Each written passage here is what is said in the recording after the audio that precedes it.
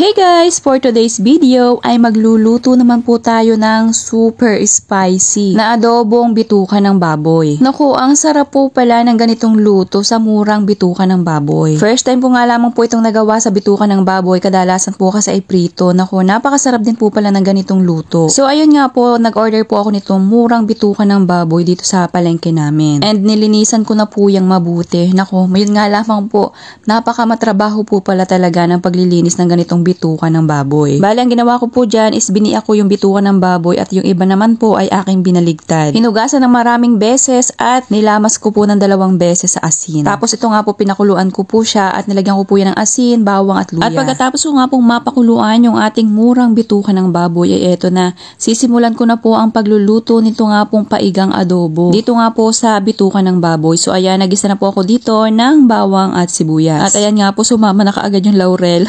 Excited na magisa. So yan po, igigisahin lamang po natin hanggang sa bumango yung ating bawang at sibuyas. At pagkatapos po nyan ay pwede na pong ilagay dito yung aking pinakuluan kaninang bituka ng baboy. Halu-haluin po at hayaan pong masangkot siya muna. Super natuwang naman nga po ako dito sa aking bituka ng baboy kasi nga first time ko pong maglinis nito, and in fairness successful yung pagkakalinis ko dito dahil talaga namang wala yung kakaibang amoy. Pagkatapos ko nga po masangkot siya ng bahagya itong ating bituka ng baboy ay maglalagay na po ako dito ng ilang mga pampalasa. Naglagay na po ako dito ng durog na paminta, toyo, at dahon po ng laurel. Bali, tansya-tansya na lamang po yung mga pampalasa na inilagay ko dito. Halu-haluin po para naman magpantay yung mga pampalasa na inilagay ko po dito. So, bali, naglagay pa rin po ako dito ng isang pork cube. Halu-haluin pa rin, and naglagay na lang po ako dito ng kalahating tasa ng tubig. Kalahating tasa na lamang po ng tubig yung ilalagay ko dito. Dahil yan naman po ay magtutubig pa. At saka gusto ko nga po dito sa gagawin nating adobo is yung paiga. Takpan at after ilang minuto po ay atin na po itong bubuksan para nga po atin itong mahalo-halo. At this point po ay maglalagay na po ako dito ng suka. Pagkalagay po natin ng suka ay hayaan po muna yung makakulo at huwag nyo po yung hahaluin para po malutong mabuti yung ating suka. At pagkatapos nga po ng mga 2 hanggang 3 minuto ay hinalo ko na po yan. And syempre yan po hahayaan pa rin nating maluto para nga po mas maiga yung pinakang sabaw nitong ating adobo. At naglagay na rin po ako dito ng 1 kutsara ng asukal. Yun naman po ay optional na lang, pero kapag ganito kasing adobo, gusto ko yung may konting tamis. So bali po ito hahayaan ko pa po sa katamtamang lakas lamang ng apoy dahil gusto ko nga po ay mas maiga pa po itong sabaw nitong ating adobo. After 5 minuto pa nga po sa katamtamang lakas ng apoy ay ganito na po yung itsura niya. At dahil nga po gusto ko na maanghang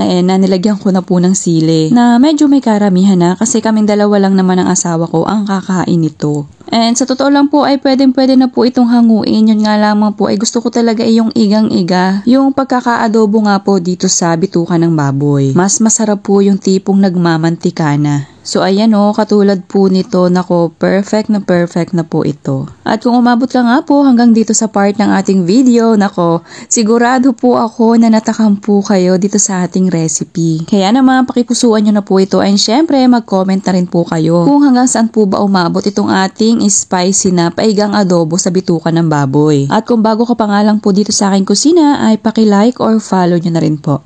Salamat po! So ayan, kapag ganito na po, napakasarap na po niyan. Pwede nyo na po yung hanguin. At yan po ay pwede nyo nang iserve. Naku, napakasarap nitong ipare sa bahaw or sa kaning lamig. At kahit pa po sa bagong saing na kanin, ako, panalo po yung ganitong recipe sa bituka ng baboy. Kaya naman, subukan nyo na rin po at talaga namang napakasarap nito. Nagtatalo yung alat, konting tamis, and syempre yung anghang. Naku, napakasarap po nito. Serve and enjoy!